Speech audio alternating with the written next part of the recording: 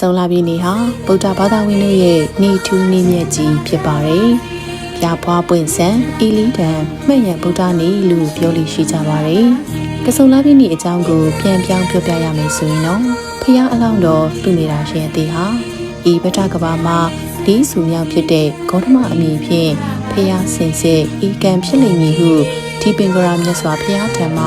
နိဂဒဘုရားတိတ်ကိုကဆုံလာပြီနေမှာခံယူခဲ့ပါတယ်။မဟာတက္ကရီ68ခုနှစ်ကဆုံလာပြီနေမှာဂေါတမဘုရားအလောင်းတော်တိတ်တထမင်းသားကိုဖွားမြင်တော်မူခဲ့ပါတယ်။မဟာတက္ကရီ103ခုနှစ်ကဆုံလာပြီနေအာယုန်တက်ချိန်မှာ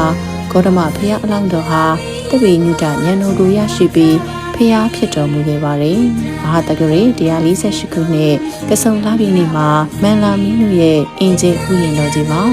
မြတ်စွာဘုရားရှင်ပြိဋိဘံဆံဝင်တော်မူခဲ့ပါတယ်။ယခုလိုထူးခြားချက်၄ရက်နဲ့ပြည့်စုံတဲ့အတွက်ဗုဒ္ဓဘာသာဝင်ပေါင်းတို့ကကဆုံလာပြီနေ့ကိုဗုဒ္ဓနေ့လို့သတ်မှတ်ခဲ့ကြတာဖြစ်ပါတယ်။ကဆုံလာပြီဗုဒ္ဓနေ့ကိုရောက်ပြီဆိုရင်ဗုဒ္ဓဘာသာဝင်ပေါင်းတို့အနေနဲ့မြတ်စွာဘုရားရဲ့ဂုဏ်ကျေးဇူးများကိုအထူးအောင်မြင်ရင်ညောင်ရီသွန်လောင်းခြင်းဥပုသ်သီလများစောင့်တည်ခြင်းအလှူဒါနများပြုလုပ်ခြင်းစတာတွေကိုပြုလုပ်လေ့ရှိကြပါရဲ့ရှင်။